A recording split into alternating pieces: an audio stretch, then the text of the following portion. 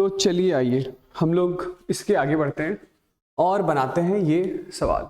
ठीक है, तो क्या है कि एक प्लेन प्रोग्रेसिव वेव है जिसके लिए हमें डिस्प्लेसमेंट एक्सप्रेशन दे रखा है। ठीक है, क्या है डिस्प्लेसमेंट एक्सप्रेशन? तो ये 0.15 cos of 50 pi T minus times of 0.02 pi x. ठीक है, ये किसी प्लेन प्रोग्रेसिव वेव की जनरल डिस्प्लेसमेंट एक्सप्रेशन है। ये जो वेव है ये किस डायरेक्शन में ट्रैवल कर रहा है? तो ये उस वेव की इक्वेशन हुई जो पॉजिटिव एक्स एक्सिस के अलोंग ट्रैवल कर रहा होगा। ठीक है ना, क्या क्या पूछा गया है हमसे? तो पहला पार्ट है एम्पलीट्यूड। बताइए एम्पलीट्यूड कितना होगा? तो जनरल डिस्प्लेसमेंट एक्सप्रेशन है क्या? तो जनरल डिस्प्लेसमेंट एक्सप्रेशन है y is equal to a sine of omega t minus times of k x. ठीक है, ये साइन या कॉस डिपेंड करता है इनिशियल फेज क्या है, इनिशियल फेज कांस्टेंट क्या है। इनिशियल फेज यानी कि t इज इक्वल टू 0 पर फेज क्या है, उसी को फेज कांस्टेंट भी बोलते हैं। ठीक है ना, तो कंपेयर करने पर एम्पलीट्यूड का जवाब कितना आ रहा है? एम्पलीट्यूड का जवाब आ रहा है 0.15 मीटर। ठीक है, ओके। ये t के पहले लिखा हुआ टर्म एंगुलर फ्रीक्वेंसी ओमेगा होता है, यानी कि ओमेगा कितना है? तो ओमेगा की वैल्यू है 50 पाई। यही ओमेगा हमारे पास 2 पाई एफ के बराबर होता है। तो 2 पाई एफ यदि 50 पाई है तो पाई से पाई कैंसिल आउट हो गया। फ्रीक्वेंसी कितना है? 25 हर्ट्ज। फ्रीक्वेंसी 25 हर्ट्ज या सेकंड इनवर्स भी बोल सकते हैं। Second inverse is same as hertz. ठीक है भाई, एंगुलर फ्रीक्वेंसी, तो ये एंगुलर फ्रीक्वेंसी हमारा ओमेगा है, यानी टी के पहले लिखा हुआ जो नंबर होता है वही ओमेगा होता है। ठीक है, तो ओमेगा कितना है? ओमेगा है 50 पाई। ओमेगा की ऐसा यूनिट है रेडियन पर सेकंड। ओमेगा की ऐसा यूनिट क्या होगी? रेडियन पर सेकंड होगी। एंगुलर वेव नंबर हम लोग के को बोलते हैं। ठीक है ना, किसको? के को। तो ये एक्स के पहले लिखा हुआ टर्म के होता है। एक्स के पहले लिखा हुआ टर्म क्या है? के है, यानी एंगुलर वेव नंबर के इज 0.02 पाई। और इस के की ऐसा यूनिट क्या होती है? तो के की ऐसा यूनिट होती है रेडियन पर मीटर। ठीक है, रेडियन पर मीटर। चलिए, यदि के पता है आपको तो फिर वेवलेंथ आ जाएगा। क्यों? क्योंकि ये जो एंगुलर वेव नंबर के है, k is equal to 2 pi by lambda भी होता है। ठीक है ना, और लैम्डा क्या होता है? तो लैम्डा वेवलेंथ है। तो के की वैल्यू है हमारे पास 0.02 पाई। ये पाई से पाई कैंसिल आउट हो गया, तो यहां से हमारे पास वेवलेंथ की वैल्यू बताइए कितना आ रहा है? 2/0.02। इसको उड़ा दिया, ऊपर आ गया 100, ये कैंसिल आउट हो गया। वेवलेंथ आ गया 100 मीटर। हाँ, थोड़ा बड़ा आ रहा है, वेवलेंथ है 100 मीटर। ठीक है, ऑलराइट। वेव वेलोसिटी, तो वेव वेलोसिटी कैसे निकालते हैं? तो वेव वेलोसिटी हम लोग निकालते हैं, velocity of wave is omega by के होता है। याद है ना, डिराइव करवाया था लास्ट क्लास में। तो ओमेगा कितना है हमारे पास? ओमेगा है हमारे पास 50 पाई और के कितना है?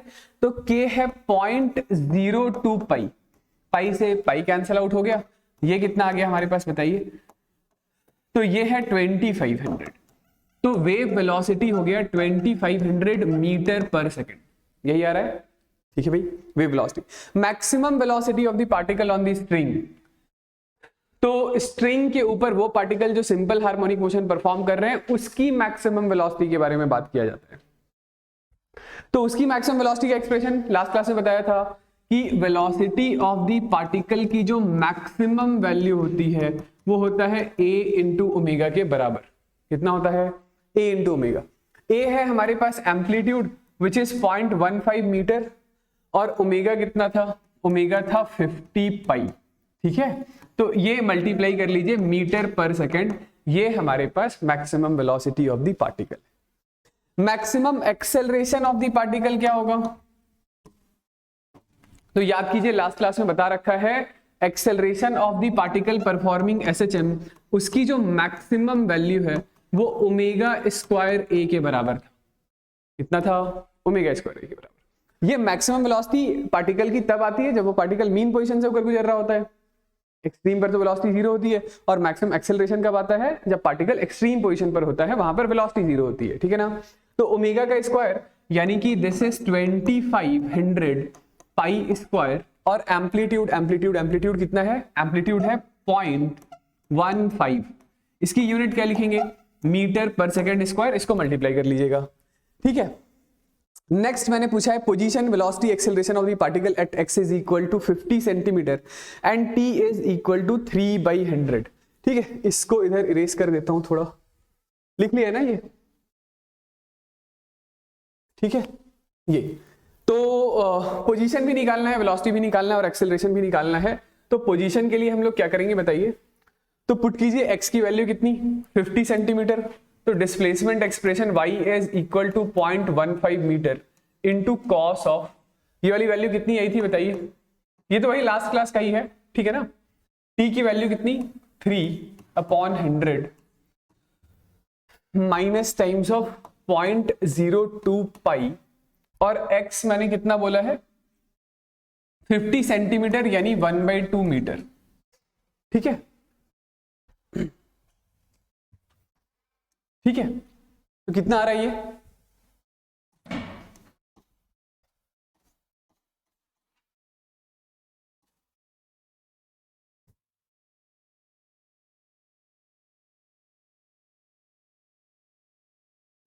एक काम कीजिएगा, ये 50 मीटर कर लीजिएगा, ये 50 मीटर कर लीजिएगा, ये 50 मीटर कर लीजिएगा, minus times of 0.02 pi into 50, ठीक है।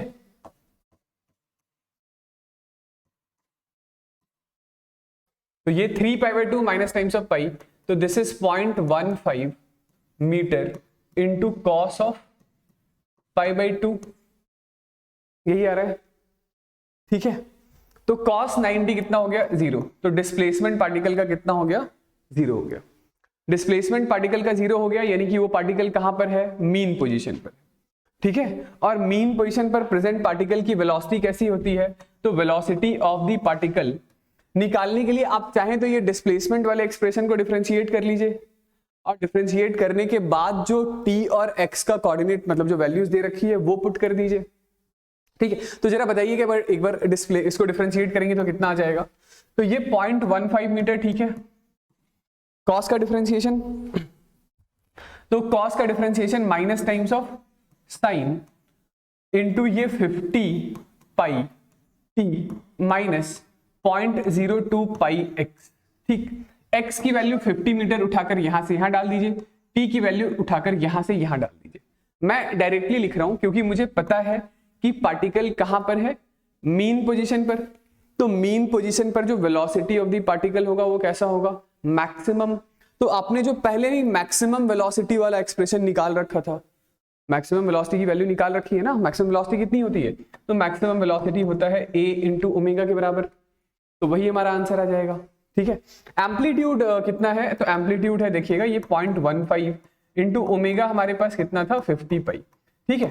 ये हमारा जवाब हो जाएगा मीटर पर सेकंड, मतलब 0.15 इंटू 50 पाई मीटर पर सेकंड। सिमिलरली एक्सेलरेशन भी पूछा गया था, तो एक्सेलरेशन के लिए आप क्या कर सकते हैं, तो एक्सेलरेशन के लिए आप चाहें तो इस एक्सप्रेशन को एक बारी फिर से कर दीजिए डिफरेंशिएट, तो यहां से आ जाएगा आपके पास acceleration of the particle. Acceleration of the particle क्या लिखेंगे बताइए, अरे सॉरी एक छोटा सा गड़बड़ हो गया यहाँ पर, वो ये था कि t के रिस्पेक्ट में डिफरेंशिएट किया था ना, तो ये 50 पाई यहाँ पर और लिखना रहता था, भाई t का भी तो डिफरेंशिएशन होगा जनरल एक्सप्रेशन में, ठीक है। तो एक्सेलरेशन ऑफ द पार्टिकल हमारे पास कितना आ रहा है, ये माइनस 0.15 इंटू 50 पाई, और फिर से इस t का डिफरेंशिएशन करेंगे अंदर वाले फंक्शन का, तो ये 50 स्क्वायर पाई स्क्वायर, ठीक है। साइन का डिफरेंशिएशन क्या है, तो this is cos of 50 pi t minus times of 0.02 pi x, ठीक, यही होगा। हमें इसी या तो आप अब एक काम कर सकते हैं कि x is equal to 50 metre उठा करके यहां डाल दीजिए, t इज इक्वल टू 3/100 उठाकर यहां पर डाल दीजिए, ठीक है। तो आपके पास क्या आ जाएगा, एक्सेलरेशन ऑफ द पार्टिकल की वैल्यू आ जाएगी। हमें तो पता है ना कि पार्टिकल कहां पर है, पार्टिकल है मीन पोजीशन पर, मीन पोजीशन पर एक्सेलरेशन ऑफ द पार्टिकल कितना होता है 0 होता है। आप चाहे तो पुट करके देख लीजिए, ये वाला टर्म फिर से कितना बन जाएगा, ये 3π/2 minus times of π/2 is equal to 3π/2 minus pi ही था ना, ये कितना बना था पाई बना था, तो π/2 हो जाएगा ये वाला टर्म, ये वाला टर्म कितना हो जाएगा π/2 हो जाएगा। तो cos पाई बाई 2 कितना होता है? 0 होता है। वैसे ही ये साइन वाले टर्म में आप t और x की वैल्यू डालेंगे तो ये कितना हो जाएगा? पाई बाई 2 हो रहा था, तो साइन पाई बाई 2 कितना होता है? 1। तो इसीलिए ये हमारे पास maximum value a into omega के बराबर आ रहा था। ठीक है, लास्ट पार्ट में मैंने पूछ रखा है क्या? Maximum slope of the string. तो maximum slope of the string का क्या था फॉर्मूला बताइए? स्लोप मैक्सिमम, स्लोप की जो मैक्सिमम वैल्यू थी क्या था? हाँ, तो tan थीटा ये a k था मैक्सिमम वैल्यू, a इंटू के होता है maximum slope of the string. तो एम्पलीट्यूड है हमारे पास 0.15 और k की वैल्यू कितनी है? तो k की वैल्यू है 0.02 पाई, 0.02 पाई। ठीक है भाई, ओके।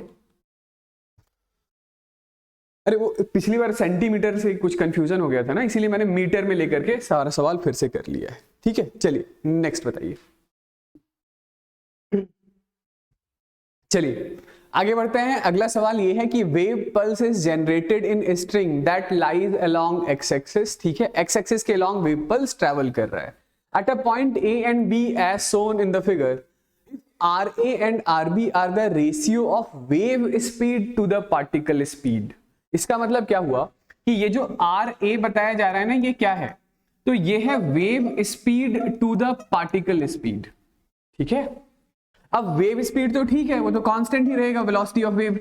पार्टिकल स्पीड का हम लोगों ने एक फॉर्मूला निकाला था लास्ट क्लास में, बताइए क्या था? तो पार्टिकल स्पीड था हमारे पास velocity of wave into slope of tangent, यही था ना, याद कीजिए। Right right right right.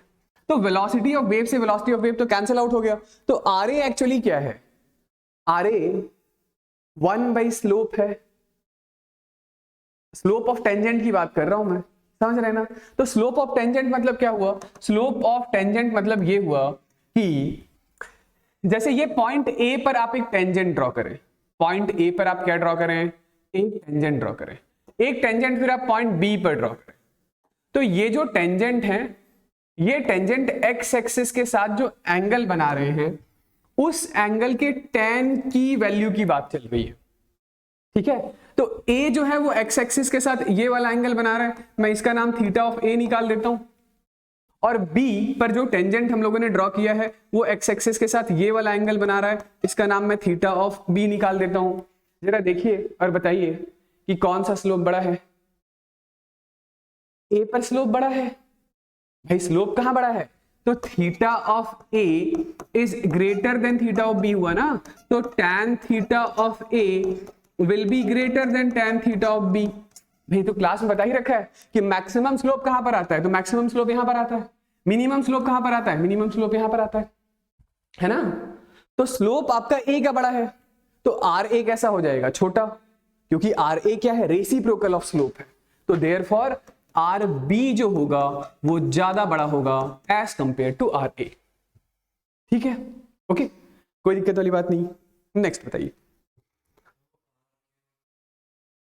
वो तो R जस्ट एक टर्म, क्या नहीं, R तो जस्ट एक ऐसे, उसको P नाम दे देता, Q नाम दे देता, उससे क्या फर्क पड़ता है?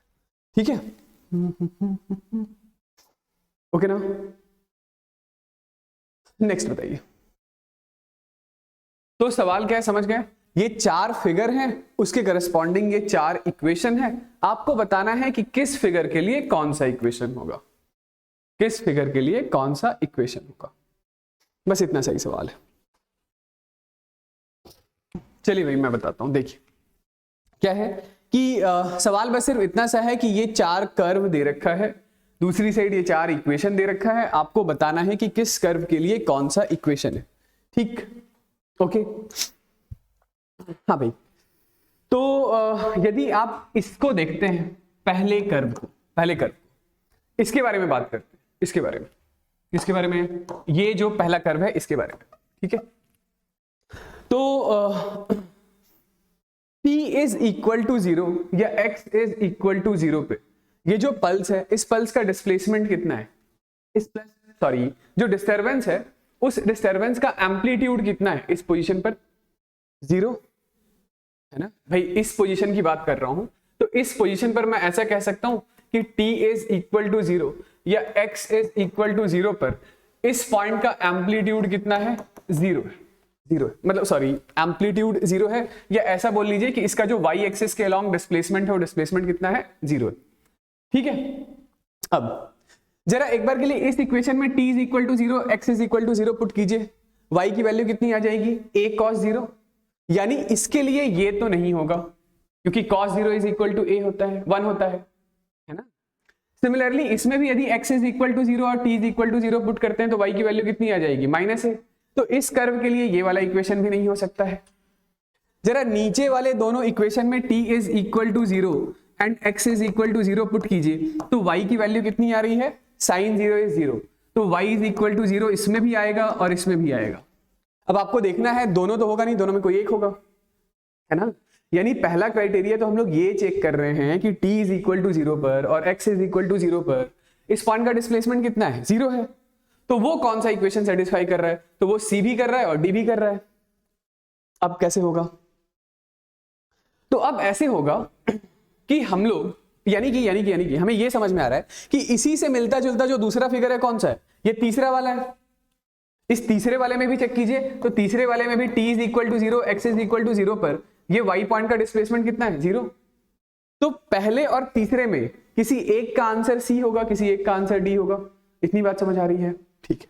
चलिए अब c और d में एक दूसरा डिफरेंस और है, यदि आपने नोटिस किया है तो वो ये है कि इसका जो स्लोप है t इज इक्वल टू 0 पर, स्लोप यानी कि x एक्सिस के साथ बनने वाला एंगल, ये जो एंगल थीटा है वो थीटा पॉजिटिव होगा, यानी कि उसके tan की वैल्यू पॉजिटिव होगी। वेयरएज यहां पर बनने वाला ये जो स्लोप है उसके लिए tan थीटा की वैल्यू कैसी होगी, नेगेटिव होगी, है ना। तो यदि मैं एक बार के लिए कैलकुलेट कर लूं यहां पर dy बाई dx की वैल्यू, ठीक है, स्लोप की वैल्यू, तो वो क्या होगा बताइए यहां पर।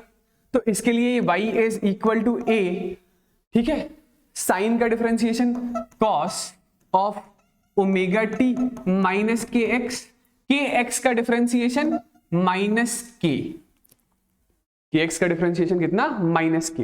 तो इस एक्सप्रेशन में यदि आप t इज इक्वल टू 0 और x is equal to 0 put कर दें तो ये cos के आगे वाला पूरा टर्म 0, तो ये dy बाई dx कैसा आ गया, माइनस a के, यानी कि dy बाई dx कैसा आ गया, नेगेटिव आ गया। आ रही है क्या बात समझ, मैं क्या कहना चाह रहा था कि जो फिगर था ना उस फिगर में दोनों में डिफरेंस क्या है, तो difference t is equal to 0 पर, x इज इक्वल टू 0 पर जो y कोऑर्डिनेट है वो दोनों का 0 है। तो उसके आगे मैंने क्या चेक किया, मैंने स्लोप चेक किया, तो एक का स्लोप नेगेटिव है और दूसरे का स्लोप पॉजिटिव है। तो स्लोप कैसे निकालते हैं, जो डिस्प्लेसमेंट एक्सप्रेशन होता है उसको x के रेस्पेक्ट में डिफरेंशिएट करके। तो ये हमारे पास dy बाई dx का एक्सप्रेशन आ गया। इस dy बाई dx के एक्सप्रेशन में t is equal to 0, x is equal to 0 put करने पर यहां पर स्लोप नेगेटिव आ रहा है। तो आ रही है बात समझ, स्लोप नेगेटिव किसका है, स्लोप नेगेटिव इसका है, सॉरी उल्टा बोल गया, स्लोप नेगेटिव किसका है, इसका है, इसका, यानी कि इसके लिए क्या हो गया हमारे पास डिस्प्लेसमेंट एक्सप्रेशन ये वाला हो गया। आई बात समझ, इसके लिए डिस्प्लेसमेंट एक्सप्रेशन यदि ये हो गया तो जरा इसको भी आप डिफरेंशिएट करके देख लीजिए इसको। तो यदि आपने इसे dy बाई dx किया होता तो यहाँ पे a साइन का differentiation cos of kx minus omega t और kx का डिफरेंशिएशन ये प्लस k। तो इसमें आप t is equal to 0, x is equal to 0 put करेंगे तो यहां पर dy बाई dx की वैल्यू, मतलब at t is equal to 0, at x is equal to 0, ये जो स्लोप है वो स्लोप कैसा है, पॉजिटिव है। इसकी बात कर रहा हूं मैं, dy बाई dx स्लोप की पॉजिटिव, स्लोप कैसा है, पॉजिटिव। तो पॉजिटिव स्लोप किसमें है, इसमें, इसमें, तो इसका एक्सप्रेशन क्या हो गया, d हो गया। समझ गए वाली बात, ठीक है। चलिए अब यदि ये समझ आ गया तो अब बाकी का हमारे पास क्या बचा, हमारे पास बचा ये दो और कर्व, ठीक है, ये दो और कर्व। तो ये क्लियरली हमें समझ में आ रहा है कि t इज इक्वल टू 0 या x इज इक्वल टू 0 पर इसका जो डिस्प्लेसमेंट है वो प्लस a है और इसका जो डिस्प्लेसमेंट है t इज इक्वल टू 0 और x इज इक्वल टू 0 पर इसका जो डिस्प्लेसमेंट है वो माइनस a है, ठीक है। ऑलराइट ऑलराइट ऑलराइट ऑलराइट, ठीक है ना। तो जरा चेक कीजिए, पहले वाले में जैसे ही हम लोग t is equal to 0 and x is equal to 0 put कर रहे हैं तो यहाँ पे y की वैल्यू कितनी आ रही है, प्लस a, और यहां पर y की वैल्यू कितनी आ रही है, माइनस a। आई बात समझ? यहाँ पे y की वैल्यू कितनी आ रही है? माइनस है भाई, t इक्वल टू 0 और x इक्वल टू 0 डाल दीजिए, कितना आ जाए? cos 0 आ रहा है ना, तो cos 0 कितना होता है? 1 होता है। तो फिर हमें क्लियरली अब यहाँ पे तो स्लोप चेक करने की जरूरत भी नहीं पड़ रही है।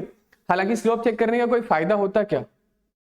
फायदा भी नहीं होता, क्योंकि यहां पर भी dy बाई dx कितना है? 0 है, और यहां पर भी dy बाई dx कितना है? 0 है। स्लोप तो इसका भी 0 है और स्लोप तो इसका भी 0 है। समझ रहे हैं? तो बताइए ये कर्व किसको रिप्रेजेंट कर रहा है? ये कर्व के लिए डिस्प्लेसमेंट एक्सप्रेशन हो गया ऐसा, y is equal to a cos of omega t minus kx, ठीक है। और इस कर्व के लिए डिस्प्लेसमेंट एक्सप्रेशन हो गया हमारा ये वाला, ठीक। आई बात समझ? कोई दिक्कत वाली बात नहीं है ना, ठीक है।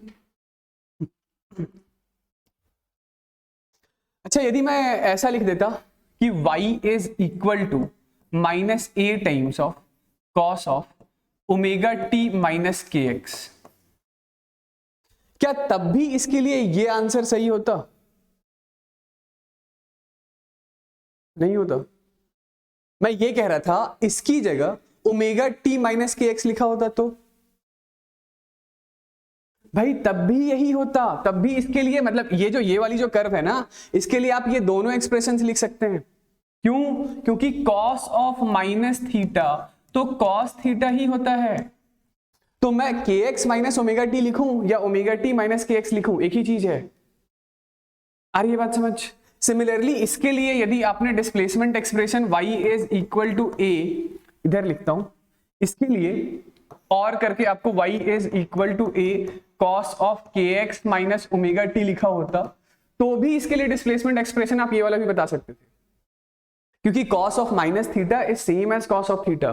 तो kx माइनस ओमेगा टी लिखूं या ओमेगा टी माइनस kx लिखूं, ठीक है ना, एक ही चीज है, ठीक। हाँ, लेकिन ये साइन वाले के लिए ये काम नहीं कर सकते हैं, क्योंकि sine of minus theta is minus sine theta होता है। cos माइनस थीटा तो cos थीटा होता है, लेकिन sine of minus theta is equal to minus sine theta, ठीक। अच्छा, इस पूरे लाइन में यदि कोई एक ऐसा एक्सप्रेशन होता, जैसे यहां माइनस के एक्स है साइन वाले के आगे, यदि plus of something plus of k x होता तो उसको पहले ही डिस्कार्ड कर देते।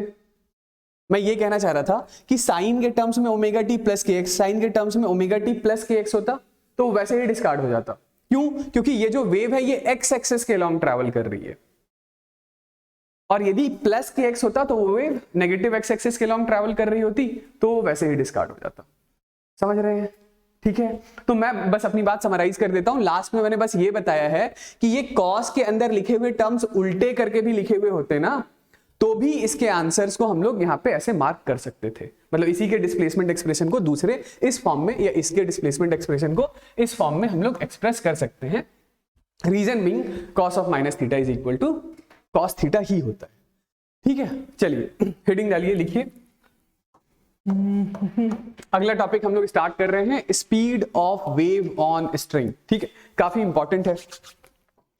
तो speed of wave on string से क्या कहने का मेरा मतलब है कि ये हमारे पास कोई एक स्ट्रिंग है, ठीक है।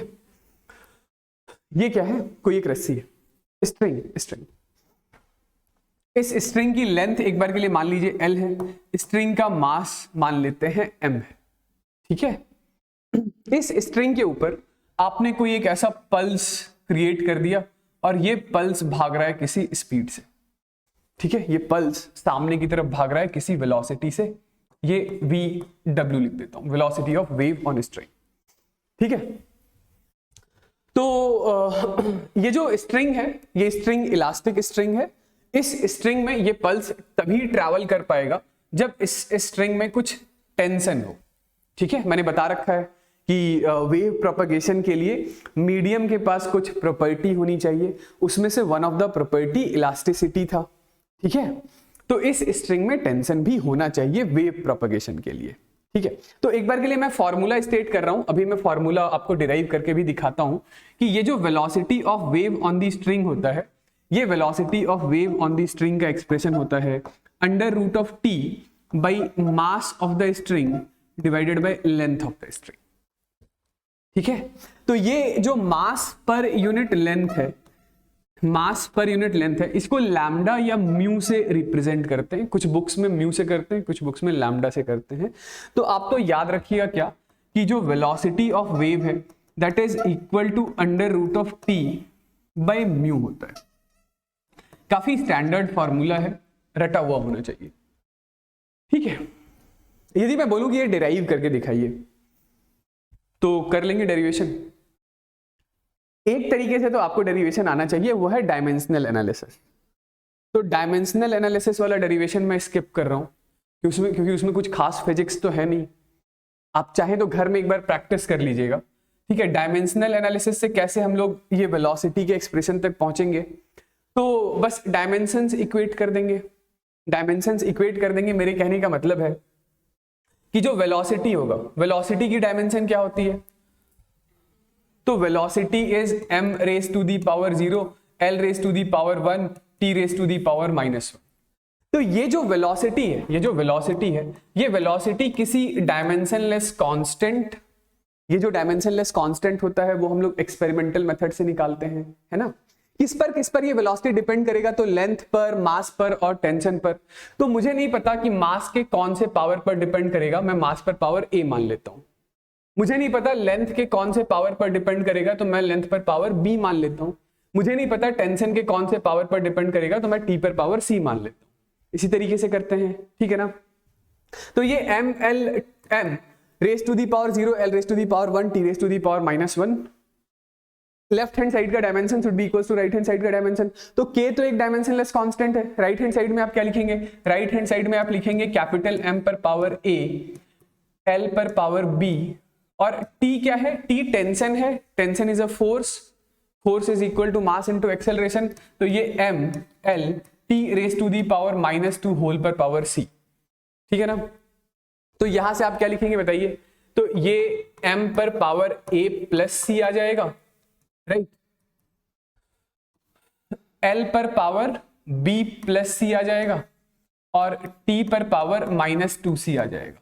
यहां से a b c, यानी कि यहां से जो इक्वेशन है वो क्या है, तो वो a plus C is equal to 0 है, b plus C is equal to 1 है और -2c इज इक्वल टू -1 है। तो c की वैल्यू कितनी आ गई, हाफ। c की वैल्यू हाफ उठा करके यहां से यहां डालेंगे तो b की वैल्यू भी कितनी आ गई, हाफ। b की वैल्यू भी हाफ आ गई है और c की वैल्यू भी हाफ आ गई है। c की वैल्यू हाफ यहां पर डालेंगे तो a की वैल्यू कितनी आ जाएगी, -हाफ। वो डाल लीजिएगा। तो k जो है वो तो k हमारा डायमेंशनलेस कांस्टेंट था, वो एक्सपेरिमेंट से k की वैल्यू 1 आती है, तो वेलोसिटी इतना ही आता है, ठीक है ना।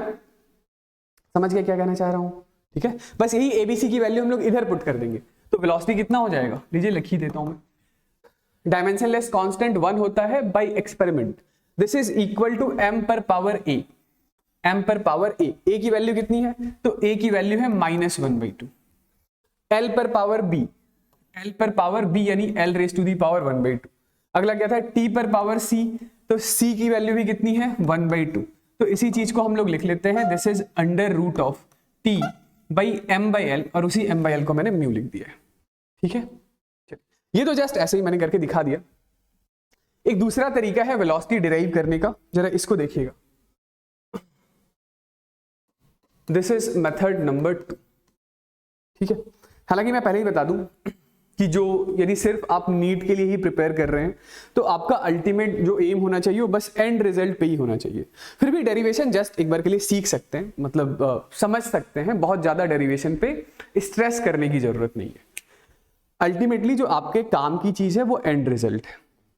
Same goes for JEE Main, लेकिन एडवांस के लिए तो आपको डेरिवेशन पता होना चाहिए, ठीक है। क्योंकि जब आप डेरिवेशन देखते हैं, सीखते हैं, समझते हैं तो थोड़ा बहुत आईक्यू तो डेवलप होता ही है, ठीक है।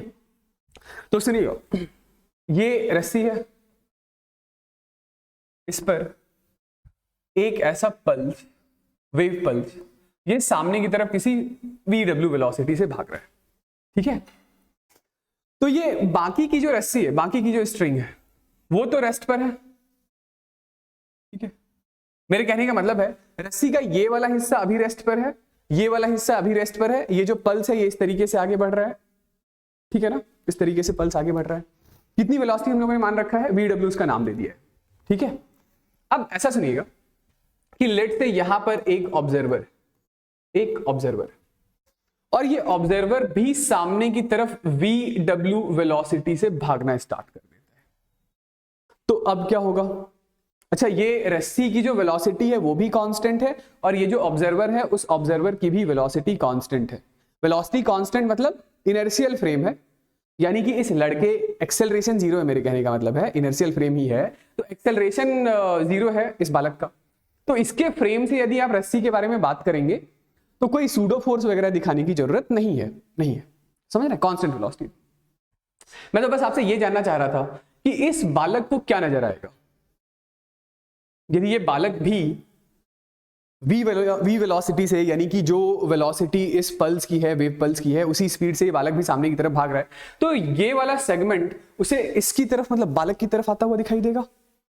जो रेस्ट पर था, रोप का ये वाला पोर्शन तो रेस्ट पे ही था ना, तो ये वाला सेगमेंट उसको इधर बालक की तरफ आता हुआ दिखाई देगा ना, बॉय की तरफ। आई बात समझ? यानी इसके फ्रेम से यदि हम लोग बात करेंगे, इसके फ्रेम से इसको क्या दिखाई देगा? तो इसको ये दिखाई देगा कि ये ऐसे पूरा पल्स सामने की तरफ VW वेलोसिटी से आ रहा है। ऑलराइट, ये रस्सी तो रेस्ट पे ही है ना, ग्राउंड के रेस्पेक्ट में। जरा एक बार फिर से समझ लीजिएगा, आप जैसे ग्राउंड पर आपने देखा कि ये वाला डिस्टरबेंस ऐसे सामने भाग रहा है, तो फिर जब आप आगे की तरफ भागना स्टार्ट करेंगे, रिलेटिव मोशन का कॉन्सेप्ट याद कीजिए। यदि ये बालक VW वेलोसिटी से सामने की तरफ भाग रहा है तो रिलेटिव का कॉन्सेप्ट क्या है कि आप इसको मान लेते हैं रेस्ट पे, इसकी वेलोसिटी को सामने वाले में उल्टा करके जोड़ देते हैं। तो ये रस्सी तो रेस्ट पे था, बालक की वेलोसिटी को उल्टा करके रोप में दे दिया, तो रोप के पास इस दिशा में वेलोसिटी आ गया ना। ऑलराइट, बस उतनी सी बात मैं कह रहा हूं, क्लियर है यहां तक वाली बात? चलिए सुनिएगा कि वेलोसिटी ऑफ वेव हम लोग निकालेंगे कैसे। तो ये यहां पर एक बहुत ही छोटा सा सेगमेंट, एक बहुत ही छोटा सा चिन्ना सा सेगमेंट मैंने लिया है, इसको मैं थोड़ा सा मैग्नीफाई करके आपको दिखाता हूं। ये यहां पर एक बहुत ही छोटा सा पोर्शन ऐसा है, बहुत ही छोटा, मैंने बस मैग्नीफाई कर दिया, ठीक है, मैंने बस मैग्नीफाई कर दिया। अब चूंकि रस्सी इलास्टिक है, रस्सी के इलास्टिक होने की वजह से इस पॉइंट पर, मतलब इस पॉइंट के आगे वाले जो रस्सी के पार्टिकल्स हैं, ये इसे इस डायरेक्शन में एक फोर्स लगाकर खींच रहे होंगे। कौन सा फोर्स? तो वही इलास्टिक फोर्स, टेंशन का अपना, ठीक है। और रस्सी के इस साइड वाले जितने भी पार्टिकल्स हैं, ये इस पर इस दिशा में एक फोर्स लगा रहे होंगे, इसका नाम मैं T2 निकाल देता हूं। हालांकि बाई सिमेट्री आप बोल सकते हैं कि जितना टेंशन लेफ्ट में होगा उतना टेंशन राइट में होगा, है ना। उस चीज को अभी आगे चल के देख भी लेंगे। यहां तक वाली बात सही है, रस्सी का फोर्स खींचने वाला होगा, खींचने वाला। अब ये जो कर्व है, ये कर्व मतलब ये कर्व किसी ना किसी सर्कल का हिस्सा रहा होगा। मैं ये नहीं कह रहा हूं कि बिल्कुल एक परफेक्ट सर्कल है, बट ये कर्व को आप किसी ना किसी सर्कल का हिस्सा मान सकते हैं। उस सर्कल का लेट से यहां पर सेंटर है और उस सर्कल का जो रेडियस है वो रेडियस r है। मैं ये रेडियस ऑफ कर्वेचर नहीं निकाल सकता अनलेस अंटिल मुझे कर्व की इक्वेशन दी जाए, ठीक है। मैंने जस्ट मान लिया है कि कुछ रेडियस होगा r। ऑलराइट, यहां से एक यदि वर्टिकल लाइन में ऐसी ड्रॉ कर दूं, इस छोटे से एंगल का नाम मैं d थीटा निकाल देता हूं, तो ये वाला भी छोटा सा एंगल d थीटा के बराबर होगा। तो इस रस्सी की लेंथ कितनी हो जाएगी? Arc length is equal to radius into theta. तो इस रस्सी की लेंथ हो जाएगी radius into 2 times of d theta. चलेगा, क्योंकि पूरा का पूरा एंगल कितना है? 2 टाइम्स ऑफ डी थीटा के बराबर है। ऑलराइट, इस रस्सी के लिए जो मास पर यूनिट लेंथ था वो म्यू था। मास पर यूनिट लेंथ कितना था? म्यू था। तो इस छोटे से सेगमेंट का जो एक छोटा सा मास होगा वो म्यू इंटू ये छोटा सा लेंथ होगा। भाई एक यूनिट लेंथ में मास कितना है? म्यू है। तो इतने से लेंथ में कितना मास होगा? म्यू से मल्टीप्लाई कर दीजिए लेंथ को। तो ये एक छोटा सा मास है, elemental mass, this is DM. Right, कोई दिक्कत वाली बात यहां तक नहीं ना? क्लियर है? तो अभी तक हम लोगों ने क्या किया है? फोर्सेस रिप्रेजेंट कर लिया है और ये जो छोटा सा एलिमेंट था उसका मास लिख लिया है। ठीक है, क्लियर? जरा देखिएगा, यहां से इस तरीके से एक हॉरिजॉन्टल लाइन में यदि और ड्रॉ कर दूं तो ये वाला जो हमारे पास डी, ये यदि एंगल डी थीटा है तो ये वाला भी एंगल डी थीटा होगा और ये वाला भी एंगल डी थीटा होगा। तो इस T1 का एक कंपोनेंट इधर की तरफ आएगा, this is T1 cos of d theta, और इस टेंशन T2 का एक दूसरा कंपोनेंट इधर की तरफ आएगा which is T2 cos of d theta. ठीक है, हॉरिजॉन्टल डायरेक्शन में कोई नेट फोर्स है नहीं, हॉरिजॉन्टल डायरेक्शन में कोई एक्सेलरेशन है नहीं। ठीक है, तो इसका मतलब क्या हुआ, इसका मतलब ये हुआ कि ये T1 cos of d theta बराबर होगा T2 cos of d theta के, राइट। तो ये cos of d theta cancel out हो गया, यानी कि T1 की वैल्यू किसके बराबर होगी, तो T2 के बराबर होगी। ठीक है, इस टेंशन के एक एक कंपोनेंट और होंगे, उसको मैंने अभी रिप्रेजेंट नहीं किया था। ये टेंशन का एक कंपोनेंट इधर की तरफ आएगा T1 साइन डी थीटा, और इसी टेंशन का एक दूसरा कंपोनेंट इधर आएगा T2 sign D theta, right. ठीक है, अब जरा देखिएगा कि सर्कल के सेंटर की तरफ इस छोटे से एलिमेंटल डीएम मास पे नेट फोर्स कितना है। सर्कल के सेंटर की तरफ जो नेट फोर्स हो गया वो कितना हो गया, ये T और T तो सेम ही है, तो मैं सीधा ऐसा लिख दूं कि F net this is equal to 2 times of T into sine of d theta, चलेगा। ठीक है, और ये F नेट किसके बराबर होगा, तो F net is equal to mass into acceleration. कौन सा एक्सेलरेशन, सेंट्रीपिटल एक्सेलरेशन, राइट। तो F net is equal to एक छोटा सा mass dm into centripetal acceleration v square by r। कौन सा v, तो वही वेलोसिटी ऑफ वेव, मतलब ये vw वेव की वेलोसिटी, राइट। तो ये वेव की वेलोसिटी का स्क्वायर बाय r। dm का एक्सप्रेशन हम लोगों ने निकाल लिया है, dm यानी कि इस छोटे से एलिमेंटल पार्ट का mass which is equal to mu times of r into 2 into D theta into V W का square by r। This is 2t। अच्छा, ये जो थीटा है ये हमारे पास काफी ज्यादा छोटा है। हमें पता है कि जब थीटा हमारा स्मॉल होता है, थीटा जब स्मॉल होता है तो sine theta is nearly same as theta. तो ये साइन 2, ये जो साइन डी थीटा है इसको हटा के मैं सिर्फ और सिर्फ डी थीटा लिख दूं, चलेगा, ठीक है ना। तो ये डी थीटा से डी थीटा कैंसिल आउट हो गया, ये आर से आर निपट गया, आर से आर निपट गया तो हमारा काम थोड़ा आसान हो गया, अदरवाइज आर नहीं निकाल सकते थे, मैंने पहले ही बता दिया था। ठीक है, कितना आ गया ये बताइए, ये 2 से 2 भी गया, तो ये लीजिए वेलोसिटी ऑफ वेव का square is equal to T by mu आ रहा है क्या, बिल्कुल आ रहा है। तो यहां से वेव वेलोसिटी क्या आ गया, वेव की वेलोसिटी आ गई under root of T by, wave की वेलोसिटी क्या आ गई under root of T by. Clear है, मैं फिर से बता देता हूं कि हमारे काम का बस सिर्फ ये एंड वाला रिजल्ट, ये एंड वाला रिजल्ट आपको याद है तो आपका सारा काम वैसे मतलब ऐसा ही चल जाएगा, कोई ज्यादा दिक्कत नहीं आएगी। ठीक है, चलिए आइए इस पर बनाते हैं हम लोग कुछ प्रॉब्लम्स। चलिए भाई, अगला क्या है कि arrangement shown in the figure, string का मास है 5 ग्राम। ठीक है, स्ट्रिंग का मास कितना है 5 gram. How much time will it take for a transverse disturbance produced at floor to reach the pulley at A. मतलब समझ आ रहा है, मतलब ये है कि यहां पर आपने कोई एक ट्रांसवर्स डिस्टर्बेंस ऐसा आपने जनरेट किया है, मतलब कि यहां पे आपने जस्ट रस्सी को ऐसे प्लग किया और छोड़ दिया। ठीक है, ऐसे रस्सी को प्लग किया, ऐसे खींचा और छोड़ दिया, छोड़ देंगे तो ऐसा डिस्टर्बेंस प्रोड्यूस होगा। तो ये डिस्टर्बेंस रोप में चलते चलते चलते यहां से ए तक आने में कितना समय लगेगा, बस यही बताना है। तो वो टाइम आप जब बता पाएंगे जब आपको वेलोसिटी पता चल जाए, है ना। वेव की वेलोसिटी कांस्टेंट है यहाँ पर, तो time is equal to distance by speed निकाल लेंगे, है ना। अब स्पीड क्या है, तो velocity of wave is equal to under root of T by mu होता है। चलिए टी क्या है, तो टी माने कि टेंशन इन द स्ट्रिंग, तो ये 2 kg का ब्लॉक है। यदि ये 2 kg का ब्लॉक है तो वर्टिकली डाउनवर्ड डायरेक्शन में लगने वाला फोर्स 20 न्यूटन है, अपवर्ड डायरेक्शन में बनने वाला टेंशन भी कितना हो गया 20 न्यूटन का हो गया। म्यू क्या होता है, म्यू होता है मास ऑफ द स्ट्रिंग पर यूनिट लेंथ। तो इस स्ट्रिंग का मास कितना है ये आपको बता दिया गया है, ये 5 ग्राम है, ग्राम में ही मत ले लीजिएगा, किलोग्राम में कन्वर्ट कर लीजिएगा, 5 × 10⁻³ और लेंथ ऑफ द स्ट्रिंग जरा बताइए कितना है, 25 ये है, 25 ये है, 50 + 2 यानी कि 2.5, कितना है 2.5, राइट। तो इसको उड़ाया ये 2, तो म्यू की वैल्यू है 2 × 10⁻³ तो वेलोसिटी ऑफ वेव कितना आ गया, वेलोसिटी ऑफ वेव आ गया under root tension by 2 into 10 raise to the power -3, ये 2 से 10 कितना हो गया, ये 10 मीटर पर सेकेंड। अरे ये 10 sorry, velocity of wave is 1/100 हो गया ना।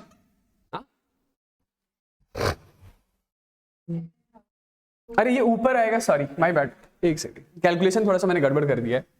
तो ये म्यू आ गया हमारे पास। तो वेलोसिटी ऑफ वेव का फॉर्मूला क्या लिखेंगे, velocity of wave is under root of T यानी कि 20 बाई म्यू 2, इसको ऊपर ले चलता हूं, ये हो जाएगा 10 रेज टू दी पावर 3, ये 2 से 10 तो 100 मीटर पर सेकंड आ रहा है। वेलोसिटी ऑफ वेव कितना है, 100 मीटर। तो 100 मीटर पर सेकंड से चलकर इसको 2 मीटर ट्रैवल करने में कितना टाइम लगेगा, तो time is equal to distance upon speed. Distance है 2, स्पीड है 100, तो 1/50 सेकेंड्स में डिस्टर्बेंस चलकर ये बॉटम यानी फ्लोर से ए तक पहुंच जाएगा। ठीक है, नेक्स्ट बताइए। हाँ भाई, तो अगला सवाल ये है कि अ टॉट स्ट्रिंग हैविंग टेंशन दे रखा है 100 न्यूटन का और लीनियर डेंसिटी है 0.25 kg पर मीटर की। चलिए कन्वर्जन वाला झंझट नहीं है, kg पर मीटर में ही दे रखा है। Inside a cart to generate a wave pulse starting at the left end as shown. Velocity of wave निकाल लेते हैं। तो वेव की वेलोसिटी क्या होती है, वेव की वेलोसिटी है under root of T by mu. Mu is mass per unit length. तो कितना दे रखा है टेंशन, टेंशन है 100 न्यूटन और म्यू की वैल्यू है 0.25। ठीक है, कितना आ गया ये, तो ये फिर से हमारे पास, अच्छा ये 400 आ रहा है, 400 यानी कि 20 मीटर पर सेकेंड है।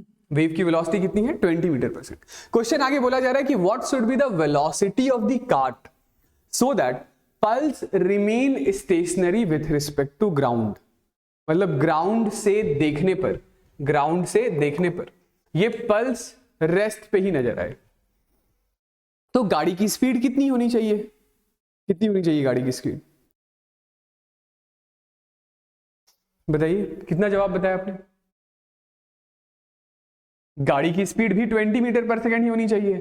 कैसे किया, तो ऐसे कर लेते हैं कि भाई ये जो velocity of pulse with respect to cart, यदि मैं आपसे पूछूं कि इस पल्स की स्पीड इस गाड़ी के रिस्पेक्ट में क्या है, तो आप क्या बोलेंगे, क्या, this is velocity of pulse with respect to ground minus times of velocity of cart with respect to ground. यही लिखेंगे ना, relative motion, velocity of x with respect to y is velocity of x minus times of velocity of y। Alright alright alright, कोई दिक्कत वाली बात नहीं ना। अब आपसे बोला क्या जा रहा है, what should be the velocity of cart so that pulse remain stationary with respect to ground. यानी कि velocity of pulse with respect to ground कितना है, 0। ग्राउंड से देखने पर पल्स स्टैटिक नजर आना चाहिए। ठीक है, तो आपसे पूछा जा रहा था velocity of cart with respect to, sorry velocity of cart, यानी वेलोसिटी ऑफ कार्ट हम लोग ग्राउंड की तो रिस्पेक्ट में बताएंगे। तो velocity of cart with respect to ground कितना है, तो this is minus times of velocity of pulse with respect to cart, यानी ये -20। यदि अभी के लिए ये वाली डायरेक्शन पॉजिटिव है, एक बार के लिए यदि मैं इसको x एक्सिस ले लूं, इसको y एक्सिस ले लूं, तो ये जो 20 मीटर पर सेकेंड है ये x एक्सिस की दिशा में, कहां, x के अलॉन्ग। तो दिस इज, ये वाली चीज 20 आई कैप था, आई कैप लिख देता हूं। तो कार्ट की ग्राउंड के रिस्पेक्ट में, मतलब कार्ट की जो स्पीड है वो -20 मीटर पर सेकेंड होनी चाहिए। माइनस साइन का मतलब क्या है, नेगेटिव x एक्सिस के अलॉन्ग। समझ गए, कोई दिक्कत वाली बात नहीं ना। ठीक है, चलिए नेक्स्ट बताइए।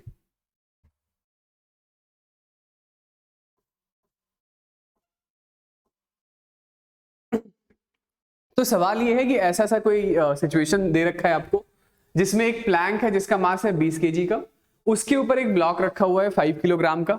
ये दो आइडियल स्ट्रिंग है। ठीक है, ये दोनों जो स्ट्रिंग है वो आइडियल मासलेस स्ट्रिंग।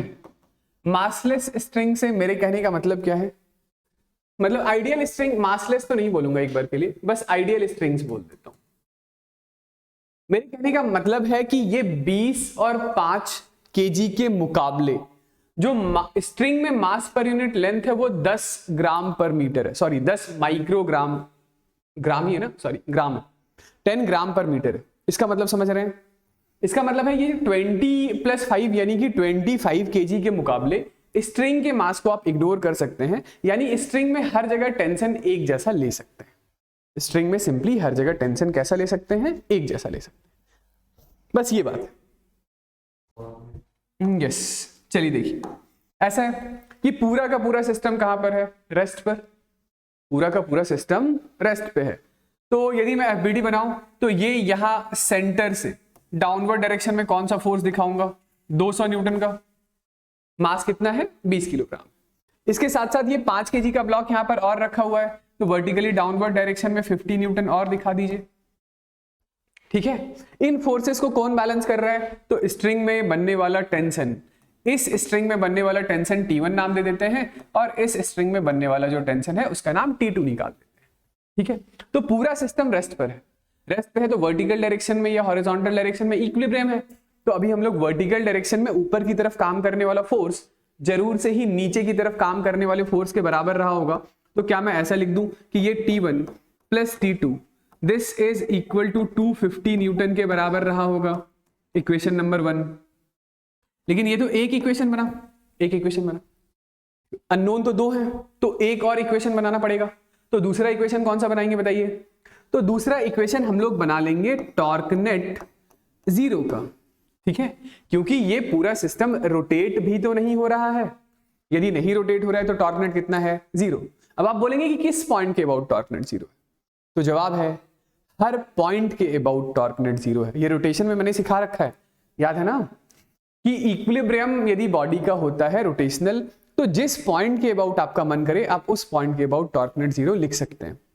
हाँ, ज्यादा समझदारी होगा टॉर्क नेट उस पॉइंट के अबाउट 0 लिखने में जहां से ज्यादा फोर्सेस गुजर रहे हो, क्योंकि उन सभी फिर फोर्सेस का टॉर्क लिखने से आप बच जाएंगे। समझ रहे हैं क्या कहना चाह रहा हूं? तो अभी के लिए समझदारी होगी कि यदि आप इस पॉइंट का मैं नाम निकाल देता हूं A, मैं पॉइंट A के अबाउट टॉर्क नेट 0 कर देता हूं। पॉइंट A के अबाउट मैं क्या कर रहा हूं? तो टॉर्क नेट 0 कर रहा हूं। पॉइंट A के अबाउट टॉर्क नेट 0 करूंगा तो T1 तो पॉइंट A से ही गुजर रहे हैं, तो T1 का टॉर्क कितना हो जाएगा? 0। आगे बढ़े आगे बढ़े आगे बढ़े, कौन सा फोर्स मिला? ये 200 न्यूटन का फोर्स मिला। तो 200 न्यूटन का फोर्स जो है वो इस बॉडी पर एक क्लॉकवाइज सेंस में टॉर्क बना रहा है। क्लॉकवाइज सेंस में, चलिए क्लॉकवाइज सेंस को पॉजिटिव ले लेते हैं एक बार के लिए। तो क्लॉकवाइज सेंस में जो टॉर्क होगा वो टॉर्क कितना होगा? टॉर्क होता है R क्रॉस F। पूरे रॉड की लेंथ है 100 सेंटीमीटर, तो ये आधी लेंथ कितनी हो गई? 50 सेंटीमीटर इंटू ये वाला डिस्टेंस कितना हो गया, सॉरी फोर्स कितना हो गया? 200 न्यूटन का। ठीक है, इससे आगे बढ़े तो एक दूसरा फोर्स मिला 50 न्यूटन का, और ये 50 न्यूटन का पॉइंट A से डिस्टेंस आपको दे रखा है कितना है? 80 सेंटीमीटर है। तो इस 50 न्यूटन का भी टॉर्क किस सेंस में होगा? क्लॉकवाइज सेंस में। क्लॉकवाइज को आपने क्या लिया था? सॉरी, ये यहां पर 50 में गलती से लिख रहा था, यहां पे मुझे लिखना चाहिए था 200 न्यूटन। सॉरी, तो डिस्टेंस लिखा था ना, सही तो लिखा था, सही लिखा था। तो ये 200 हो गया, हाँ फोर्स था, डिस्टेंस था। अगला क्या है? तो अगला ये 50 न्यूटन आपका ये फोर्स हो गया, और एक्सेस ऑफ रोटेशन से यानी पॉइंट A से जो परपेंडिकुलर सेपरेशन है वो सेपरेशन है 80 सेंटीमीटर का। ठीक है, पॉइंट A से जो सेपरेशन। ठीक, अब इसके आगे बढ़े तो हमारे पास कौन सा फोर्स मिला? T2। तो ये T2 का जो टॉर्क होगा वो पॉइंट A के अबाउट अपोजिट सेंस में होगा, यानी कि एंटी क्लॉकवाइज सेंस में होगा। तो एंटी क्लॉकवाइज सेंस के लिए -T2 into 100 this is equal to कितना होना चाहिए? 0। टॉर्क नेट कितना है? 0 है। तो बताइएगा जरा यहां से T2 की वैल्यू कितनी आ गई? हाँ भाई, तो ये 5 इंटू 2 10। ठीक है,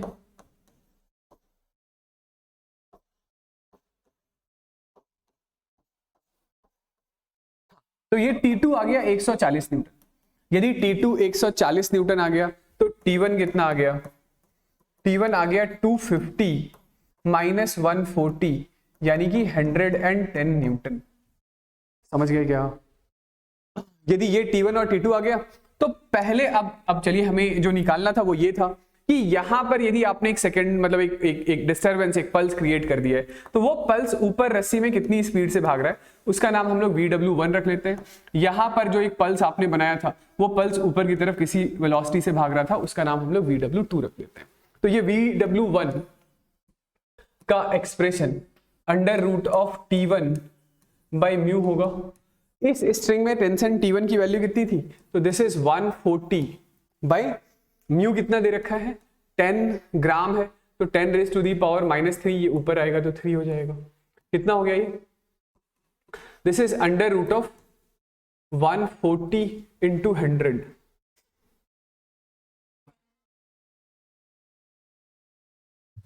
अच्छा T1 110 था, सॉरी, हाँ सॉरी, ये T1 की वैल्यू कितनी थी, T1 की वैल्यू तो 110 थी, तो ये 110 into 10 raise to the power 3 भाई ये वैल्यू कितनी है 10, ठीक है। तो ये कितना आ रहा है 10 अंडर रूट ऑफ 110 ऐसा आ रहा है मीटर पर सेकेंड। और जो वेलोसिटी ऑफ वेव 2 होगा similarly under root of T2 by mu हो जाएगा, ठीक है। तो ये वाली वेव की वेलोसिटी कितनी थी, ये वाली वेव की वेलोसिटी थी 140 by 10 into 10 raise to the power 3, ठीक है। 1 under root of 140 metre per second, ठीक है, ओके समझ गया ना। तो समरी ये है कि टेंशन आपको किसी भी तरीके से कैलकुलेट करवाया जा सकता है, ओके, क्योंकि एक बार ये आप टेंशन निकाल लेंगे तो वेलोसिटी ऑफ वेव तो निकाल ही लेंगे। बताइए नेक्स्ट, चलिए आइए आगे बढ़ते हैं। अगला सवाल क्या है, तो अगला सवाल है एक यूनिफॉर्म रोप है, रोप का मास m है, लेंथ l है, सस्पेंडेड फ्रॉम सीलिंग है, एक ट्रांसवर्स डिस्टरबेंस आपने प्रोड्यूस किया है बॉटम ऑफ द रोप पर, तो आपको बताना है कितनी देर में वो डिस्टरबेंस टॉप तक पहुंच जाएगा, ठीक है। क्वेश्चन समझ आ रहा है क्या है, क्वेश्चन सिंपली बस सिर्फ इतनी सी बात है कि ये है आपके पास एक रोप, ये एक रोप है, ये रोप आपने ऐसे रिजिड फिक्स्ड सपोर्ट से कुछ ऐसा कनेक्ट कर दिया होगा। यूनिफॉर्म रोप है, रोप का मास है m, लेंथ है l, यानी रोप के हर बराबर बराबर लेंथ में बराबर बराबर मास है। तो क्वेश्चन कुछ ऐसा है कि ये बॉटम पर आपने एक ट्रांसवर्स डिस्टरबेंस प्रोड्यूस किया, ऐसे जस्ट ये बॉटम वाला लिया और ऐसे डिस्टर्ब कर दिया, तो ये डिस्टरबेंस रस्सी के लॉन्ग ऊपर भागेगा, तो कितनी देर में ये l लेंथ ट्रैवल कर लेगा, बस यही आपसे पूछा जा रहा है। तो आप टाइम तो तभी बता पाएंगे जब आपको वेलोसिटी पता हो। अब जब वेलोसिटी पता चल जाएगी तो फिर उसके बाद आपको देखना होगा कि वो वेलोसिटी कांस्टेंट है या वेरिएबल है ना। कांस्टेंट होगा तो फिर सीधा डिस्टेंस अपॉन वेलोसिटी करके टाइम निकाल लेंगे, और यदि कांस्टेंट नहीं हुआ, जैसा नहीं होने वाला है इस सिचुएशन में, फिर तो देखेंगे कि एक्सेलरेशन कैसा है। तो सुनिए वेलोसिटी निकालने के लिए वेलोसिटी का फॉर्मूला होता क्या है, तो वेलोसिटी ऑफ वेव का फॉर्मूला होता है under root of t by mu. Mu तो लिखने में कोई दिक्कत है नहीं, l यूनिट लेंथ में मास है m, तो एक यूनिट लेंथ में मास होगा m बाई l, वही हमारा म्यू होता है, ठीक। तो एक काम करते हैं कि यहां पे कोई एक जनरल पॉइंट ले लेते हैं p, ये जो पॉइंट p है वो बॉटम ऑफ द स्ट्रिंग से कुछ x डिस्टेंस ऊपर है, ठीक। यदि मैंने आपसे ऐसा पूछा होता कि मुझे बस इस पॉइंट p पर टेंशन बता दीजिए और कुछ नहीं, बस सिर्फ इस पॉइंट P पर क्या बता दीजिए, टेंशन बता दीजिए, तो आप क्या बोलते कि इस पॉइंट P पर टेंशन होगा ऊपर ही होगा ना, है ना, और इस पॉइंट P पर टेंशन किसके बराबर होगा, तो आप बोलेंगे ये जो आपका सेगमेंट है स्ट्रिंग का, इस सेगमेंट का वेट डाउनवर्ड डायरेक्शन में लग रहा है, तो इस सेगमेंट का जो वेट है वही टेंशन है, ऐसे ही तो निकालते हैं टेंशन। तो इस सेगमेंट का वेट कितना है, आप बोलेंगे l यूनिट लेंथ में जो मास है वो m बाई l है, तो x यूनिट लेंथ में कितना मास होगा, x यूनिट लेंथ में मास होगा m by l into x। तो इस सेगमेंट का वेट लग रहा है नीचे की तरफ m by l into x into g, उतना ही टेंशन है। तो इस पॉइंट पर जो हमारे पास टेंशन है वो टेंशन है m by l into x into g, right. तो अब यदि यहीं पर मैं आपसे पूछता कि मुझे वेव वेलोसिटी बता दीजिए, तो वेव वेलोसिटी आप क्या बताते, velocity of wave is equal to under root of T which is equal to mxg by l, by m by l, m से एम, एल से एल कैंसल आउट हो गया, वेव की वेलोसिटी आ गई under root g x. Wave की velocity कितनी आ गई? Under root g x. इसका मतलब समझ रहे हैं? इसका मतलब यह है कि पल्स जब आपने यहां बिल्कुल बॉटम ऑफ द स्ट्रिंग पर बनाया तो उस समय वेव की वेलोसिटी कितनी थी? 0, क्योंकि वहां पे तो x 0 था। वेव जैसे जैसे जैसे जैसे ऊपर जा रहा है, x वैसे वैसे वैसे वैसे बढ़ रहा है, x बढ़ते बढ़ते बढ़ते जैसे ही पल्स यहां पहुंचेगा तो वेलोसिटी कितनी हो जाएगी? मैक्सिमम। तो वेव की वेलोसिटी अब की बारी कांस्टेंट नहीं है। कोई बात नहीं, कोई बात नहीं। वेव की वेलोसिटी कांस्टेंट नहीं है तो ऐसा नहीं कि टाइम नहीं निकाल लेंगे, निकाल लेंगे, एक्सेलरेशन निकाल लेते हैं। एक काम करते हैं कि ये जो वेव की वेलोसिटी है, बताइए वेव की वेलोसिटी कितनी है? तो under root of g into x है। एक्सेलरेशन कैसे निकालेंगे? हाँ, यदि वेलोसिटी टाइम का फंक्शन होता तो dx बाई dt कर देते। अभी वेलोसिटी पोजीशन का फंक्शन है तो v dv बाई dx की वैल्यू निकाल लेंगे। तो जरा इसको स्क्वायर मारिएगा, तो this is v square is equal to gx, differentiate कर दीजिए दोनों साइड। तो x के रेस्पेक्ट में करेंगे तो this is 2v into dv by dx, this is equal to g, x का डिफरेंशिएशन उसी के रेस्पेक्ट में 1। तो यही तो हमारा एक्सेलरेशन होता है। तो एक्सेलरेशन कितना हो गया? एक्सेलरेशन हो गया g/2। चलिए, मजा ही आ गया। एक्सेलरेशन g/2 यानी कि कांस्टेंट, एक्सेलरेशन कांस्टेंट। अब यदि एक्सेलरेशन कांस्टेंट है तो फिर इस पल्स को यहां से यहां तक चलकर जाने में लगने वाला टाइम जैसे मन करे वैसे निकाल लीजिए। आप चाहें तो इक्वेशन लगा लीजिए कि s is equal to ut plus half at square. ये इक्वेशन इसलिए लगा पा रहे हैं क्योंकि एक्सेलरेशन कांस्टेंट है। यदि एक्सेलरेशन कांस्टेंट नहीं होता तो बकायदे से हमें फिर से इंटीग्रेट करना पड़ता। ठीक है ना? तो डिस्टेंस, ये कितना वेव को डिस्टेंस चलना है? l के बराबर। इनिशियल वेलोसिटी कितनी है वेव की? 0 प्लस 1/2 इंटू एक्सेलरेशन कितना है? g/2 इंटू टी का स्क्वायर। तो कितना हो गया ये? तो ये लीजिए, यहां से हमारे पास टाइम t की वैल्यू आ रही है 4l/g का अंडर रूट।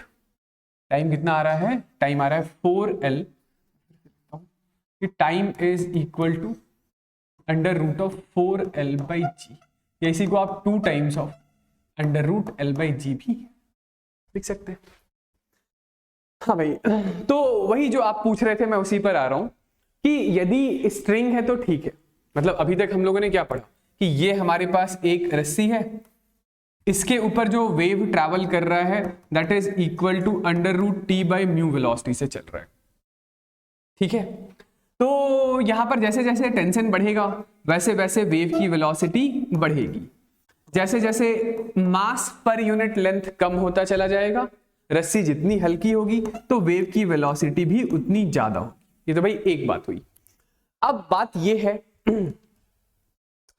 कि जो 2 क्वेश्चंस हम लोगों ने अभी तक किए थे, मतलब ये जो स्ट्रिंग हम लोगों ने लिया था इसके पहले वाली सिचुएशन को देखिएगा, तो ये आइडियल स्ट्रिंग्स हम लोग ले रहे थे। मेरे कहने का मतलब है कि ये जो ब्लॉक्स वगैरह पड़े हुए थे उसके मास के मुकाबले रस्सी का मास काफी ज्यादा छोटा था। तो रस्सी के मास में यहां से यहां तक मतलब जो टेंशन था वो हम लोगों ने हर जगह एक जैसा मान लिया था, हर जगह हम लोगों ने एक जैसा मान लिया था। लेकिन यदि मैं रोप के बारे में बात करूं तो रोप में जरूरी नहीं है कि हर जगह टेंशन सेम हो, कोई जरूरी ऐसी बात नहीं है। ठीक है, कि हर जगह टेंशन कैसा हो, एक जैसा हो, ऐसी कोई जरूरी बात नहीं है। समझ रहे हैं मैं क्या कहना चाह रहा हूं? जैसे पहले इस सवाल पर आते हैं, ये जो क्वेश्चन लिख रखा है इसके पहले मैं एक छोटी सी बात डिस्कस कर लेता हूं, इसको ऐसे नोट बना करके लिख लीजिएगा। सुनिए, जैसे ये तो हो गया हमारा ये रिजिड फिक्स सपोर्ट। मैं 2 केसेस डिस्कस करने जा रहा हूं, फिर उसके बाद ये जो क्वेश्चन लिखा हुआ है आपके स्क्रीन के ऊपर उसको आप सॉल्व कर सकते हैं। पहले एक छोटी सी बात सुन लीजिएगा, वो ये है कि ये है हमारा रिजिड फिक्स्ड सपोर्ट, ये है एक रिजिड फिक्स्ड सपोर्ट।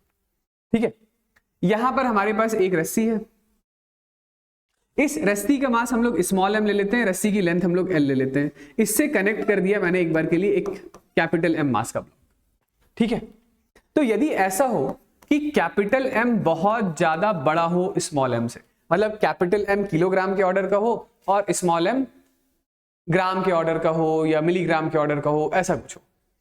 मिलीग्राम तो खैर और भी ज्यादा छोटा हो गया, यदि ग्राम भी हो तो भी आप उसे एक बार के लिए इग्नोर तो कर ही सकते हैं। तो ऐसे सिचुएशन में क्या है कि हर जगह स्ट्रिंग पर टेंशन सेम है। जब हर जगह स्ट्रिंग पर टेंशन सेम होता है तो जो डिस्टरबेंस आप क्रिएट करते हैं वो डिस्टरबेंस किसी कांस्टेंट वेलोसिटी से चलकर जा रहा होता है, कांस्टेंट वेलोसिटी से। मतलब टेंशन में आने वाले जो वेरिएशंस हैं उसको एक बार के लिए इग्नोर कर देते हैं। मतलब हालांकि होगा तो यही कि टेंशन यहां पर कम होगा, यहां पर थोड़ा और ज्यादा होगा, सबसे ऊपर सबसे ज्यादा होगा, लेकिन टेंशन में वेरिएशन इतना छोटा आ रहा है कि उसको एक बार के लिए इग्नोर कर देते हैं। ठीक है, आई बात समझ? तो यहां पर जो आपने पल्स क्रिएट किया है, एक बार के लिए मान लेते हैं कि वो जो पल्स है उसका वेवलेंथ लैम्डा है, वही पल्स चलते चलते चलते यहां पहुंचा, तब भी उसका वेवलेंथ लैम्डा ही रहेगा। ठीक है, क्यों? क्योंकि जो वेव की वेलोसिटी है वो फ्रीक्वेंसी इनटू वेवलेंथ होता है। तो वेवलेंथ क्या लिखते हैं? Wavelength is equal to wave velocity upon frequency, या वेव वेलोसिटी 1 अपॉन फ्रीक्वेंसी को टाइम पीरियड बोलते हैं। ठीक है, तो फ्रीक्वेंसी कहने का मतलब है कि यहां पे जो पल्स आपने जनरेट किया है वो 1 सेकंड में उसके कितने साइकिल्स आपने प्रोड्यूस किए। तो 1 सेकंड में जितने साइकिल्स यहां पे प्रोड्यूस करेंगे वही तो सारे पल्सेस चलते चलते चलते चलते ऊपर जा रहे हैं। तो ऐसा नहीं हो सकता है कि यहां पे 1 सेकंड में आप 4 साइकिल प्रोड्यूस करें और वो 4 घट करके ऊपर जाकर के 3 हो जाए। That is not possible. यदि आपने 4 साइकिल यहां प्रोड्यूस किए हैं तो वही 4 साइकिल यहां पे भी पहुंचेंगे। मतलब कि फ्रीक्वेंसी सोर्स का फंक्शन होता है, फ्रीक्वेंसी का टेंशन या फिर जो लेंथ ऑफ द स्ट्रिंग है इन सभी चीजों से कोई लेना देना नहीं होता है, फ्रीक्वेंसी सोर्स डिसाइड करता है। तो देखिएगा जरा कि फ्रीक्वेंसी कैसा है, फ्रीक्वेंसी कांस्टेंट, तो जैसा वेव वेलोसिटी होगा वैसा वेवलेंथ होगा। समझ रहे हैं? मतलब कि यहां से यहां तक यदि आपने वेव वेलोसिटी कांस्टेंट मान लिया है तो वेवलेंथ हर जगह एक जैसा होगा। मतलब जो वेवलेंथ नीचे होगा वही वेवलेंथ ऊपर होगा। ठीक, लेकिन यदि ऐसा नहीं हुआ, जो दूसरे केस में मैं डिस्कस करने जा रहा हूं कि यदि ऐसा नहीं हुआ कि ये कैपिटल एम मास है, ये स्मॉल एम मास है, और अब की बारी जो स्मॉल एम है वो बहुत ज्यादा छोटा नहीं है, small m is comparable to capital M. इसका मतलब यह है कि बहुत ज्यादा डिफरेंस नहीं है। तो अब क्या होगा? तो अब यहां पे आप जो पल्स क्रिएट करेंगे, जो पल्स यहां पर क्रिएट करेंगे उसकी वेलोसिटी यहां पर हम लोग VW1 लिख लेते हैं, और ये जब पल्स यहां पहुंचा है तो उसकी वेलोसिटी VW2 लिख दिया है मैंने। यहां पर जब वेवलेंथ, यहां पर जो वेवलेंथ है उसका नाम λ1 है, यहां पर जो वेवलेंथ है उसका नाम λ2 है। ओके, तो जो वेव की वेलोसिटी है फॉर्मूला आपको वही लगाना है कि velocity of wave is equal to √T/μ। बताइए भाई, जहां पे आपने ये डिस्टरबेंस प्रोड्यूस किया है वहां पे टेंशन कितना होगा? तो वहां पे टेंशन होगा जस्ट mg के बराबर। इस पॉइंट पर टेंशन कितना होगा? तो इस पॉइंट पर tension is equal to capital mg होगा ना। लेकिन इस पॉइंट पर टेंशन कितना होगा? तो इस पॉइंट पर टेंशन जो होगा वो small m plus capital M into G के बराबर होगा। ओके, ऊपर तो टेंशन ज्यादा होगा ना, ऊपर तो टेंशन ज्यादा होगा, ऊपर टेंशन ज्यादा होगा तो ऊपर वेव वेलोसिटी ज्यादा होगी, ऊपर वेव वेलोसिटी ज्यादा होगी तो ऊपर का वेवलेंथ ज्यादा बड़ा होगा। यानी कि ये जो वेव वेलोसिटी VW1 है that is just equal to √mg by mu है, लेकिन जो वेव वेलोसिटी नंबर 2 है वो √ capital M plus small m into g by mu है। ठीक है, and this wave velocity is equal to frequency into wavelength 1, this is frequency into wavelength 2। Frequency यदि दोनों को डिवाइड कर दें तो फ्रीक्वेंसी से फ्रीक्वेंसी कैंसल आउट हो जाएगा। तो यहां से जो λ2 बाय λ1 होगा दैट इज इक्वल टू कितना हो जाएगा? तो √ capital M plus small m by capital M हो जाएगा। ठीक है, यदि ये कहानी समझ आ गई है तो बताइए ये सवाल जो ऊपर लिखा हुआ है। तो क्या कर लेंगे हम लोग, बताइए। तो क्या पूछा गया है? पूछा गया है हमसे कि वेवलेंथ बताओ। मैं क्वेश्चन एक बार पढ़ के बताता हूं। एक यूनिफॉर्म रोप है, लेंथ है 20 मीटर का, मास है 8 kg। रोप का मास 8 kg है, Hanks vertically from a rigid support. और ब्लॉक का मास कितना है? देखिए ब्लॉक का मास 2 kg है।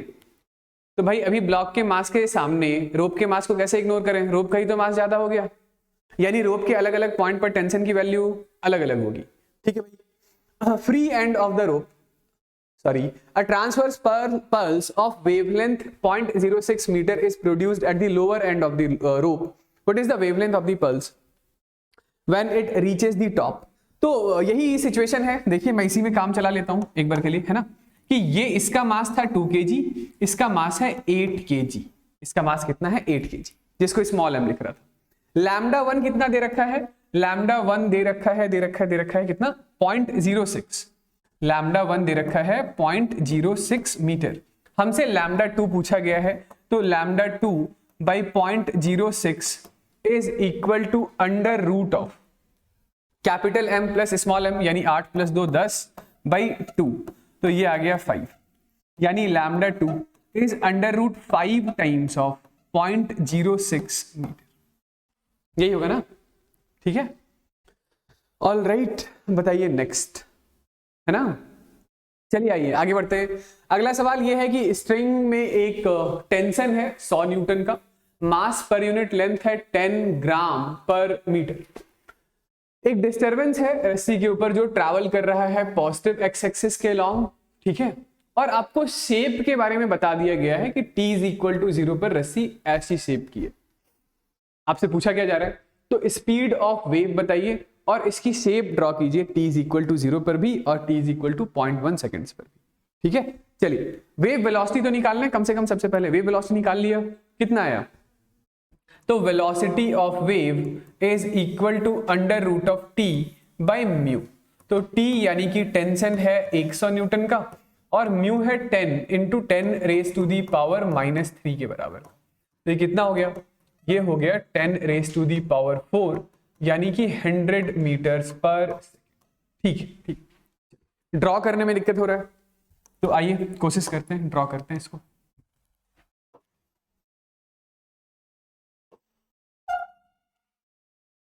ये है एक्स एक्सिस, ये है वाई एक्सिस।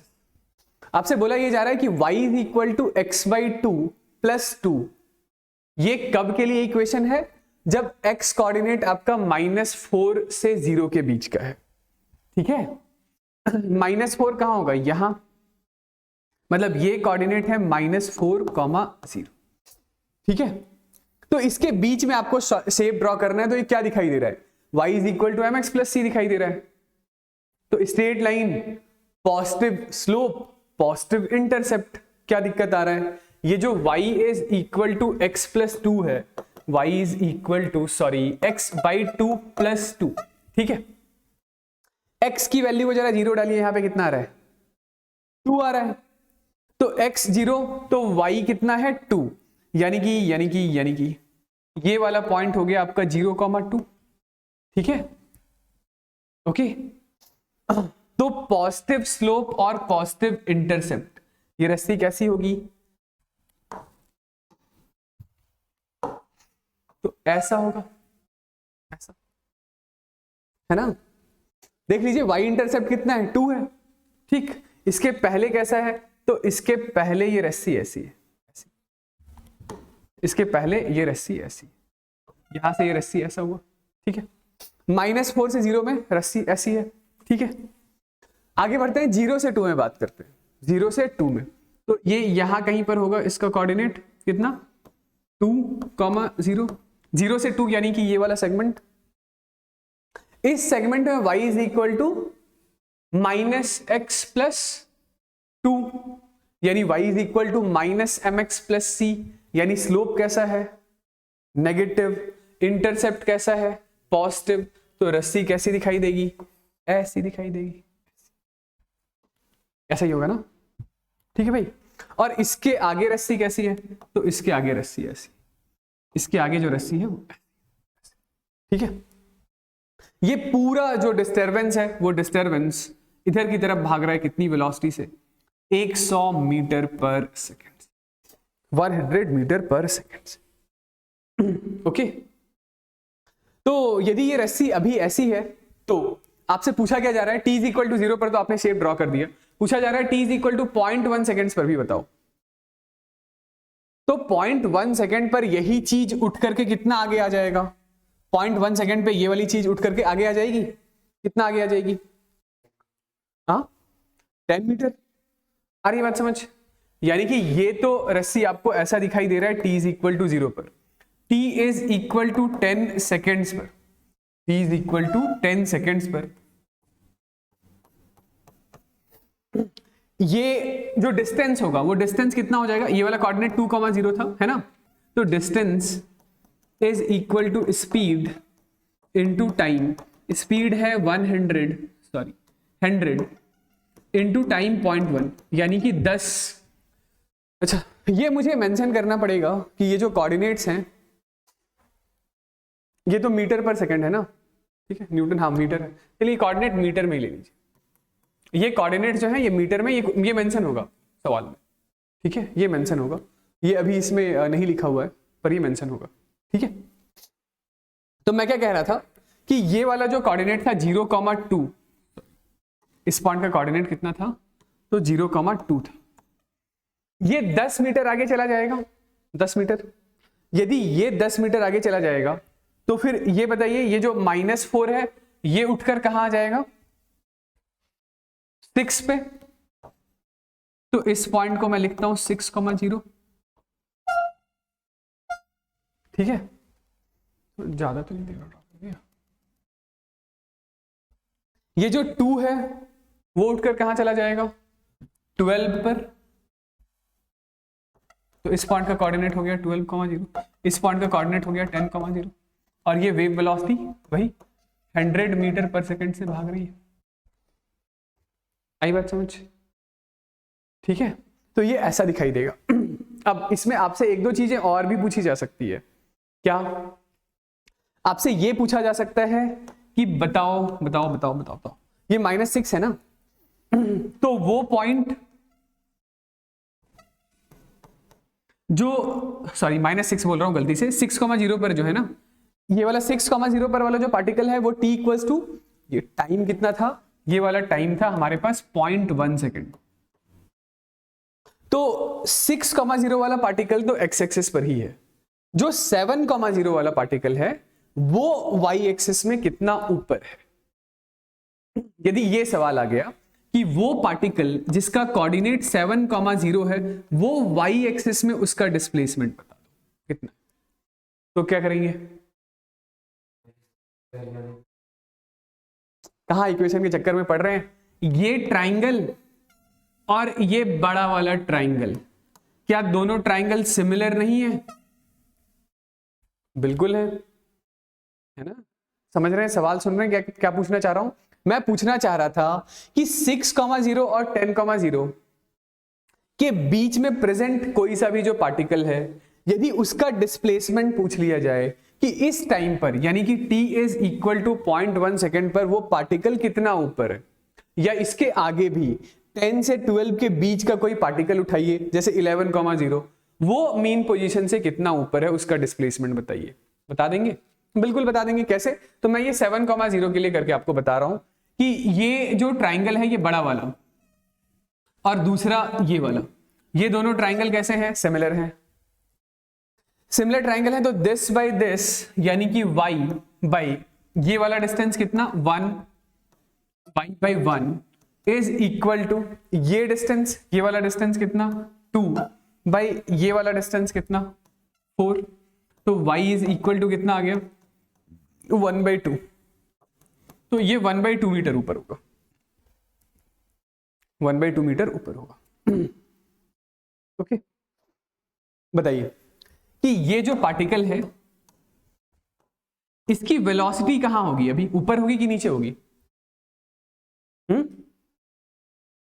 ऊपर होगी, इस पार्टिकल की वेलोसिटी कहां होगी, ऊपर होगी कि नीचे होगी,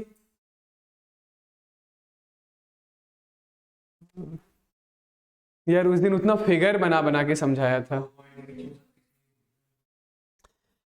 पूरे डिस्टरबेंस में, पूरे वेव मोशन में कोई भी पार्टिकल अपने से जस्ट पहले वाले की कॉपी कर रहा होता है। किसकी कॉपी कर रहा होता है? जस्ट पहले वाले की। तो यदि इस पार्टिकल को आप देखें तो इसके जस्ट पहले वाला पार्टिकल कहां है? नीचे है। तो ये क्या बोलेगा? मुझे नीचे जाना है। कैसे भाई? डिस्टरबेंस ऐसा भाग रहा है। तो अब आप खुद सोचिए कि अगले इंस्टेंट पर ये कोऑर्डिनेट इधर आगे बढ़ेगा तो ये रस्सी नीचे ही आएगी ना, ये वाला पॉइंट तो नीचे ही आएगा ना भाई। ये पीक जो है वो पीक आगे बढ़ेगा तो ये पॉइंट कहां आएगा? नीचे आएगा। नहीं समझ आ रहा है? हर पार्टिकल अपने से जस्ट पीछे वाले पार्टिकल की कॉपी कर रहा होता है। तो ये यदि इस पार्टिकल के बारे में बात करूं तो ये इसको देखेगा, ये बोलेगा ये नीचे है तो मैं भी नीचे जाऊंगा।